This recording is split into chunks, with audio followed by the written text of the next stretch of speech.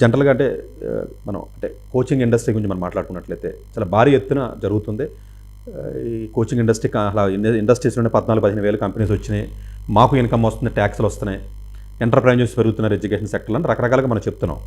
But ఓవరాల్గా చూస్తే ఇదంతా ఎమోషనల్గా గేమ్ జరుగుతుంది, లేకపోతే పాపం చాలామంది middle class, lower middle class families సరే స్కూల్లో ఫీజులు పక్కన పెడదాం సార్. ఇప్పుడు మీరు చెప్పారు coaching centre point of view మనకు వచ్చినట్లయితే ఎన్నో లక్షల రూపాయల పాపం ఫీజులు స్తోమతకు మించి కట్టడం కానివ్వండి. ఫైనల్గా ఎందుకంటే మనం ఎప్పుడు అంటే ఇప్పుడు ఐఐటీ సీట్లలో 1.5% సక్సెస్ రేట్ ఉంటుంది. 10 లక్షల మంది రాస్తే 15,000 సీట్లు ఉంటాయి. సివిల్ సర్వీస్ లాంటి ఎగ్జామ్కి 10 లక్షల మంది అప్లై చేస్తే అందులో వచ్చి 800 మంది. దానికి 10th క్లాస్తో ఐఏఎస్ కోచింగ్ ఇస్తాను, 12th ఐఏఎస్ కోచింగ్ ఇస్తాను, BA ఎప్పటి నుంచే చదివేయండి, హిస్టరీ జాగ్రఫీ చదివేయండి అని చెప్పి అలా అంటున్నారు. అలా సెలెక్ట్ అయిన వాళ్ళు గత 10 ఏళ్లలో 10 మందిని కూడా నేనైతే చూడలేదు పర్సనల్గా. ఏదో ప్రొఫెషనల్ కోర్సులో కొంచెం బెటర్గా వచ్చిన వాళ్ళు ఎక్కువ సెలెక్ట్ అవుతారు తప్ప ఎలాంటి గవర్నమెంట్ సర్వీసెస్లో మీకు తెలిసిందే. అంటే మరి దీనికి నియంత్రణ అంటే ఎవరు ఎమోషన్ అంటే మీరు అన్నట్టు డిమాండ్ ఉంది, పేరెంట్స్లో వీక్నెస్ ఉంది అని చెప్తున్నాం మనం. దాన్ని క్యాష్ చేసుకోవడానికి వచ్చినటువంటి సంస్థలు ఏవైతే ఉన్నాయో, ఈ యొక్క ప్రైవేట్ ఆన్లైన్ సంస్థలు కానీ ఇంకోటి కానీ ఏదేమైనా ఉంది సార్, ఎనీ ఎడ్యుకేషన్. సో దీనికి అంటే అది వాళ్ళ వీక్నెస్ కాబట్టి మనం భరించాలా? అంటే దాన్ని గవర్నమెంట్ తరపు నుంచి కానీ రెండు రకాలుగా మీరు ఆలోచించాలి. మొట్టమొదటిది అసలు ముందు మామూలు విద్యా సంస్థల మీద నమ్మకం పోయింది, అది ఫౌండేషన్. ప్రభుత్వం ఎప్పుడైతే అయితే ప్రభుత్వం నడిపే విద్యా సంస్థలు అధ్వానంగా ఉన్నాయి. 2 ప్రభుత్వ సంస్థలు కాకపోయినా కూడా విద్యా ప్రమాణాలను పట్టించుకునే బాధ్యత ప్రభుత్వానికి విఫలమైంది. ఎప్పుడైతే విఫలమైందో ప్రజలు ఏదో దారులు వెతుక్కుంటారు. ఇవన్నీ కూడా ఇన్ఎఫెక్టివ్ మార్కెట్ రెస్పాన్సెస్. కానీ మౌలికమైన కారణం విద్యా వ్యవస్థలో వైఫల్యం. నా పిల్లలకి చదువు అందట్లేదు, తప్పదు కాబట్టి వేరే మంచి చదువు అందాలి. మనం అది పట్టించుకోకుండా వాడిని ఆపటం అంటే ఇది మన పాతకాలపు సోషలిస్ట్ భావజాలం. ముందు వాడిని ఆపాలని చెప్పిన వాడు ఎందుకు వచ్చాడో మర్చిపోతున్నాం మనం. పూర్వం లేడు వాడు. మీరు ఎంట్రన్స్ ఒక నమూనాలు ఎంట్రన్స్ పెడితే దానికి ఈ విద్యా సంస్థలు వచ్చినాయి. ఈ ఎంట్రన్స్ నమూనా మార్చండి, విద్యా సంస్థలు కూడా మారుతాయి. మరి తెలిసి ఎందుకు నేను ఇదే పాయింట్ సార్ ఒక ఎడ్యుకేషనల్ ప్రిన్సిపల్ సెక్రటరీతో నేను అడిగాను సార్, సెంట్రల్ గవర్నమెంట్లో జాయింట్ సెక్రటరీ ఆఫీసర్తో ఏమన్నానంటే, సార్ 12th క్లాస్ మీరే చెప్తున్నారు పాఠాలు గవర్నమెంట్ స్కూల్స్లో, మీరే CBSE టెక్స్ట్ బుక్స్ పాఠాలు చెప్తున్నారు, మీరే IIT ఎగ్జామ్ పేపర్ ఇస్తున్నారు, మీరే నీట్ ఎగ్జామ్ పేపర్ ఇస్తున్నారు, గవర్నమెంటే ఇస్తుంది, NTA కండక్ట్ చేసిన ఇస్తుంది. ఇక్కడ చెప్పిన పాఠాలకి 10 రెట్లు టఫ్గా నువ్వే ఇస్తున్నావు పేపర్. అంటే గవర్నమెంట్ స్కూల్లో చదివినటువంటి లక్షల మంది పిల్లలు ఎవరైతే ఉన్నారో, ఈ లక్షల మంది పిల్లల్ని ఎగ్జామ్ రాయమని చెప్పేది నువ్వే, ఆ పేపర్ సెట్ చేసేది నువ్వే. ఇందులోంచి 1% ఆఫ్ ది స్టూడెంట్స్ కూడా మీకు మెడికల్ కాలేజీలకు కానీ IITs NITs ఏదైతే ప్రెస్టీజియస్ ఎగ్జామ్స్ మనం చెప్తున్నాం, 4 సార్లు చెప్తున్నాం, 1% of the government college students కూడా మీకు సెలెక్ట్ అవ్వట్లేదు. ఇవంతా కూడా గవర్నమెంటే చెప్తుంది.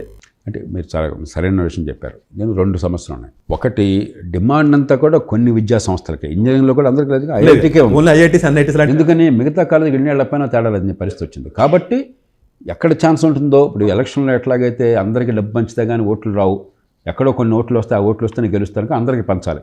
ఇక్కడ కూడా అలాగే కొంతమంది సెలెక్ట్ అయినా కూడా నా పిల్లలకి ఛాన్స్ రావాలంటే నేను ఆ డబ్బు ఖర్చు పెట్టాలి, లేకపోతే మార్గం లేదు. పోనీ జీవితంలో ఒకసారి కదా పిల్లల కోసం కదా ఛాన్స్ ఉంటే వస్తాడు అని చెప్పని మనం IIT కోసం చెప్తున్నాం, లేకపోతే సోకాళ్ళు మంచి విద్యా సంస్థల కోసం చెప్పని. దానికి పరిష్కారం ఇన్ని లక్షల మందిని మీరే చెప్పారు, 15 లక్షల మంది ప్రతి సంవత్సరం 15 లక్షలు నీట్, 10 లక్షలు IIT రాస్తారు సార్. ఇంజనీరింగ్ అడ్మిషన్లో దేశంలో 15 లక్షలు ఉన్నాయి. ఉన్నాయి సార్, ఉన్నాయి. మన తెలుగు రాష్ట్రాల్లో 4 లక్షలు, 3 లక్షలు, 4 లక్షలు ఉన్నాయి. దేశంలో 10-15 లక్షలు ఉన్నాయి. ఈ 15 లక్షల మందికి నిజంగా మంచి ఇంజనీరింగ్ విద్య వచ్చింది అనుకోండి, ఈ ఇబ్బంది ఉండదు కదా సార్, ఈ ప్రశ్న ఉండదు కదా. మరి అది లేదు కాబట్టి. రెండోది, అడ్మిషన్ ఎప్పుడైతే మన దేశంలో ఎవరికి ఒకరి మీద కూడా నమ్మకం, నేను కూడా ఒప్పుకోను. మీరు ఈ పరీక్ష పద్ధతిని మార్చండి, కానీ ఆబ్జెక్టివ్ టైప్ కాకుండా వాడు అసెస్ చేస్తాడు సబ్జెక్టివ్ అంటే నాకే నమ్మకం లేదు. వీళ్ళు దొంగలు, నమ్మకం లేదు. కాబట్టి ఏమైంది, ఇతర దేశాల్లో ఏం జరుగుతుంది, మీ అకాడమిక్ క్రెడెన్షియల్స్ ఒక పార్ట్, మిగతా చాలా చూస్తారు సార్. టెస్ట్లో స్కోర్ ఒక పార్ట్, ఎక్స్ట్రా కరికులర్ యాక్టివిటీస్ ఏమిటి, చురుకుదనం ఏమిటి, సోషల్ కాన్షియస్నెస్ ఏమిటి, కమిట్మెంట్ ఏమిటి, వాలంటరీ వర్క్ ఏంటి, ఇవన్నీ చేస్తున్నారు సార్. అన్ని చూస్తారు. మీ నేపథ్యం ఏంటి, మీ డ్రీమ్స్ ఏంటి అని చెప్పని. మన దేశంలో అలా పెడితే అది మిస్యూజ్ అవుతుంది, అందరికీ మళ్ళీ రాసి ఇచ్చేసి జరిగిపోతుంటారు. కాబట్టి మనకు ఆ వ్యవస్థని నమ్మడానికి అవకాశం లేదు. కాబట్టి ఈ ఒకటే మార్గం ప్రస్తుతానికి, పరీక్షలనేమో బట్టి పట్టేది కాకుండా టఫ్గా అయినా తప్పదు, మార్గం లేదు, ఏదో చేయటం, కానీ బట్టి పట్టేది కాకుండా చేయటము కొంచెం కాన్సెప్చువల్ బేస్డ్గా. రెండోది, అన్ని విద్యా సంస్థల్లో గ్యారంటీడ్ ప్రమాణాలు ఉంటే చూడటం. అప్పుడు అంటే అది చూడలేకపోతుంది కదా గవర్నమెంట్. మరి గవర్నమెంట్ స్కూల్లో మీరు చెప్పారు 90,000 రూపాయలు ఖర్చు పెడుతుంది సగటున ఒక్కొక్క మనిషికి. మరి ఇన్ని లక్షల మందిలో బెటర్గా ఉన్న ప్రెస్టీజియస్ కాలేజెస్ ఒక 5%, 2% ఉన్న కాలేజీలకి గవర్నమెంట్ స్టూడెంట్స్ నుంచి 1% కూడా వెళ్ళనప్పుడు మరి ఈ డబ్బంతా ఇదంతా మరి అది దాన్ని ఏమనుకోవాలి సార్? అంటే ఇంత డబ్బు ఖర్చు పెట్టి ఇక్కడ తీసుకొస్తుంది కదా ఎంతో కొంతమంది కనీసం గవర్నమెంట్, తర్వాత వదిలేస్తున్నట్టే పాపం వాడు మంచి కాలేజీకి వెళ్ళకపోతుంది. అందుకని ఇప్పుడు అన్ని సమస్యలకు ఒకరోజు పరిష్కారం దొరకదు. మనం ఫండమెంటల్స్ వెళదాం.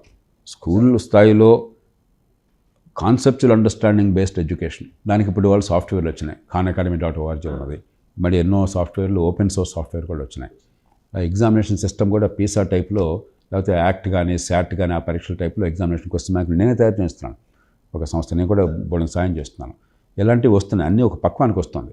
దాన్ని మనం కనుక ప్రభుత్వ ప్రైవేటు స్కూళ్ళల్లో యూనివర్సల్గా అప్లై చేసి దీని ప్రమాణంగా ఈ కొలమానంగా కనుక మనం ప్రతి విద్యార్థుల ప్రతిభను కొలిచినట్టయితే చాలా సమస్యలు కొలిక్కి వస్తాయి.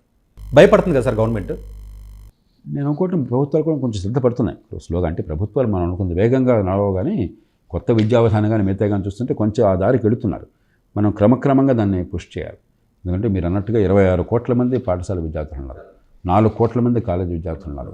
2 కలిపితే అమెరికా అంత జనాభా ఉన్నారు సార్. కాబట్టి ఇంత పెద్ద సంస్థను, అందులో జాతీయ స్థాయి ప్రభుత్వం వేరు, రాష్ట్రాల ప్రభుత్వాలు వేరు, మరి ప్రైవేట్ రంగం, ప్రభుత్వ రంగం, ఇంత గందరగోళం ఉన్న దాన్ని ఒక పెద్ద ఉద్యమంలాగా మనందరం కలిసి చేయాల్సిందే. కానీ ఇక నేరాలు మోపితే లాభం లేదు, నిందలు మోపితే లాభం లేదు. మనం అందరం తలుచుకుని మనం పుష్ చేయాలి సార్. ఇది అంటే ఈవెన్ టీచర్స్ క్వాలిటీ, టీచర్స్ రావట్లేదు అన్న పాయింట్కి వచ్చినట్లయితే దేనికి పనికిరాడరా అంటే ఈ టీచర్ చేయండిరా అన్న పరిస్థితికి చాలా ప్రదేశాల్లో, అంటే ప్రైవేట్ ఎడ్యుకేషన్ వాస్తవం కాదు. వాస్తవం కాదు సార్. కానీ టీచర్ జీతాలు మీ ఇంజనీరింగ్ గవర్నమెంట్ కాదు సార్, ప్రైవేట్ సార్, గవర్నమెంట్ కాదు సార్. ప్రైవేట్ దాంట్లో జనరల్గా 10,000 రూపాయలు, 15,000 రూపాయలు చేసి వాళ్ళు ఉన్నారు. మా క్వాలిటీ టీచర్లు దొరకట్లేదని చెప్తున్నారు. టీచింగ్ ఫీల్డ్ రావడానికి కూడా ఇంట్రెస్ట్ చూపెట్టలేదు ప్రైవేట్ సంస్థల్లో ఉన్నటువంటి జీతాలు సార్. గవర్నమెంట్ అయితే బాగానే ఉన్నాయి సార్, అందులో ఏమి డౌట్ ఏం లేదు, అన్ని చోట్ల బాగానే ఉన్నాయి. ఇప్పుడు ఐఐటి ఢిల్లీలో ఉన్న డైరెక్టర్ చెప్పినటువంటి ఒక ఫ్యాక్ట్ ఏంటంటే, ఆయన ఏం చెప్తున్నాడంటే, మేము ఎంతో ఖర్చు పెట్టి, ఇండియన్ గవర్నమెంట్ మేము ఖర్చు పెట్టి మేము అందరం చదివిస్తున్నాము. పెడితే అఫీషియల్గా యూనిసెఫ్ ఇచ్చినటువంటి రిపోర్ట్ ఏంటంటే, వీళ్ళందరూ వేరే దేశాలు పంపిస్తున్నాము, ఇలా కూడా రీసెర్చ్ కానీ ఇంకోటి చేయట్లేదు. ఈవెన్ మాలాంటి ఐఐటి ఢిల్లీ లాంటి సంస్థల్లో కూడా less than 10% of the people కూడా హైయర్ స్టడీస్కి ఎవరు మొగ్గు చూపట్లేదు.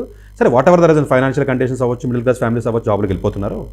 సో వీళ్ళందరూ రీసెర్చ్కి వెళ్ళట్లేదు. వీళ్ళందరూ చాలామంది ఫారెన్ వెళ్ళిపోతున్నారు, కొంచెం బెటర్గా ఉన్నవాళ్ళు. దానివల్ల 1,60,000 కోట్ల సంవత్సరానికి మాకు నష్టం జరుగుతుంది ఇండియాకి. సరే, ట్యాక్స్ రూపంలో కానివ్వండి, వాట్ ఎవర్ ద రీజన్స్ జరుగుతుంది. ఆ నష్టం పక్కన పెట్టినా అసలు మాకు ఫిలప్ చేయడానికి ఐఐటి ఢిల్లీ లాంటి సంస్థల్లోనే మాకు పిహెచ్డీ రీసెర్చ్ సీట్లు ఫిలప్ చేయడానికి సీట్లు మిగిలిపోతున్నాయి. మంచి క్వాలిటీ రావట్లేదు. బీటెక్ ఎవడన్నా చదివాడంటే ఆడు బయటికి పోతున్నాడు, ఎంటెక్ ఎవడన్నా చదివాడంటే ఆడు వెళ్ళిపోతున్నాడు. ఇంకెక్కడా లేనోడు ఏదో స్టైఫండ్ గురించి 20,000 గురించి 30,000 గురించి స్టైఫండ్కి జాయిన్ అయ్యే పరిస్థితికి వచ్చేసింది. వీళ్ళు ఎవరో కూడా అసలు మాకు రీసెర్చ్కి సరిగా పనికి రావట్లేదు.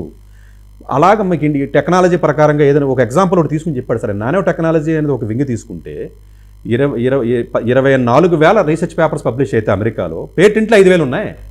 అదే ఇండియాలో 15,000 పేపర్స్ పబ్లిష్ అయితే 50 కూడా పేటెంట్స్ లేవు. ఓన్లీ మనం జస్ట్ రీసెర్చ్ చేస్తున్నాం, పేపర్స్ చేస్తున్నాం. అంటే పబ్లిష్ పెరిష్, పేటెంట్ పబ్లిష్ కాదు. ఇలాంటి సిచ్యువేషన్ మీకు ఎప్పుడైతే వెళ్తుందో మా క్వాలిటీ స్టూడెంట్సే రావట్లేదు అనేది ఒక ఆవేదనతో ఆయన చెప్పాడు సార్. ఓవరాల్గా జరుగుతున్నటువంటి చెప్పాడు. రాజ్య దృక్పథం చూస్తే అసలు ఈ దేశంలోనే ఈ R&D అన్నది చాలా తప్పు చేశాం. ప్రపంచం అంతట్లో కూడా R&D అనేది యూనివర్సిటీల ద్వారా జరుగుతుంది. భారతదేశంలో దానికి ప్రత్యేకంగా సంస్థలను పెట్టాం. అక్కడ జరగట్లేదు, యూనివర్సిటీలో జరగట్లేదు. ఆ సంస్థల్లో కొంత జరిగేది మొదట్లో. ఇప్పుడు 1-2 మినహాయిస్తే మిగతా అక్కడ లేదు. బ్యూరోక్రటైజ్ చేసాం. ప్రతిదానికి ర్యాంకు, పొజిషను. గవర్నమెంట్లో బ్యూరోక్రాట్లాగా assistant secretary, deputy secretary, joint secretary, additional secretary ఇలాగ రీసెర్చ్ జరిగేది.